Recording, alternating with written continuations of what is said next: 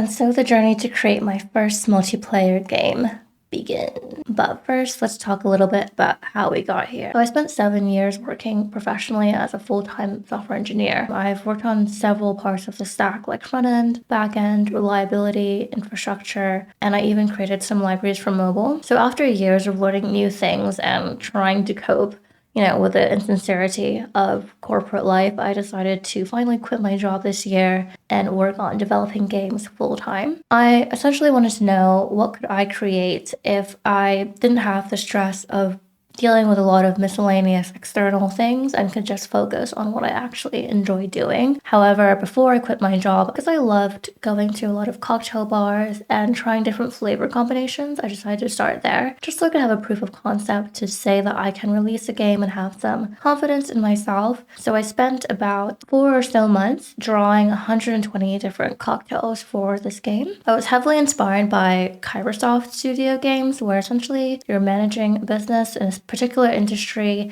and you meet a bunch of different customers, unlock different parts of the game, and it ends after about a weekend's worth of play. So it's not a game where you're losing your entire life. I thought this would be a great place to start because it would end and then I could move on to a game where it could be more long-term. It's just a proof that I can build something end to end and release it. So in January, I began full-time development on this game and released to the App Store a few months later. So it's essentially a game where you can discover a bunch of ingredients, hire a mixologist to unlock cocktails, and build your relationships with customers so that they eventually tell you their life story. So it has like a existential twist in there, which I personally enjoy. So while I was developing cocktail stories, I really wanted to make a game where essentially you're a pastry chef making desserts because I really love the look of desserts. I think they're really pretty and it would just be a good full circle.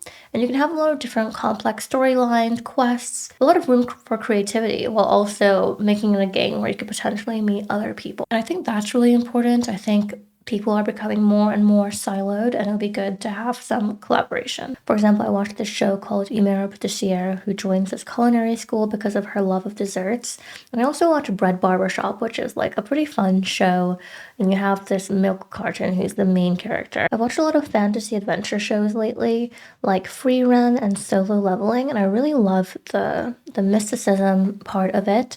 It's always nice to have a bit of wonder added to games. So when I was younger, I really loved playing Puzzle Pirates, which is a game where you can go on different voyages with other people, and then you go to different places and islands, and you essentially extract loot from fighting other pirates and other players. And the good thing about this game is you just have to be good at the puzzle itself. So it's more about the skill you have versus the time investment. So I would love to incorporate things like that if I were to make some pastry shops in the game.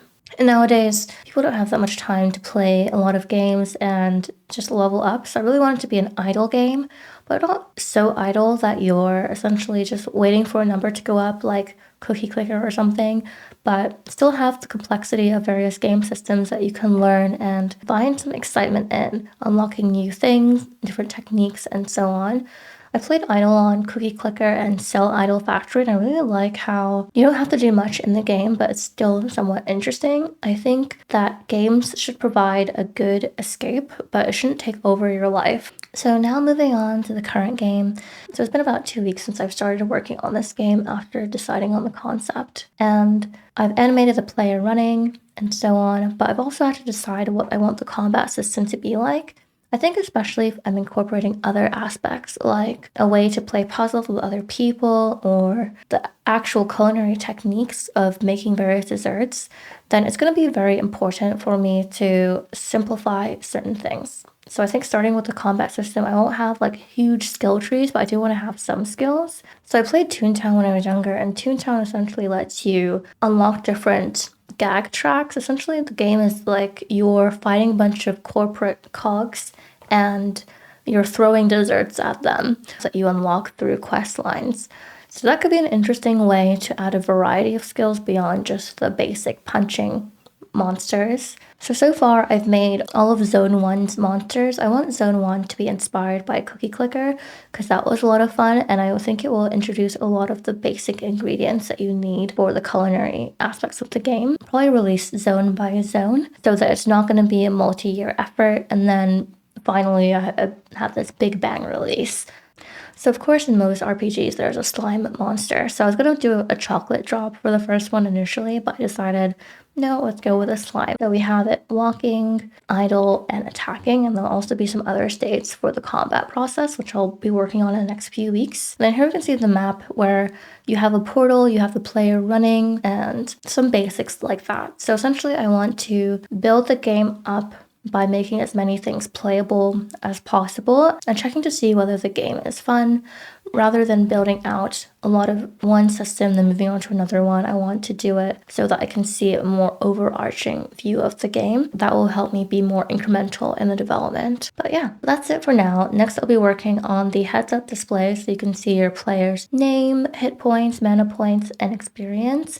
And then also the inventory systems and the combat system. And I think that'll be a good foundation for the next stages of the game. So if you have any feedback, feel free to comment.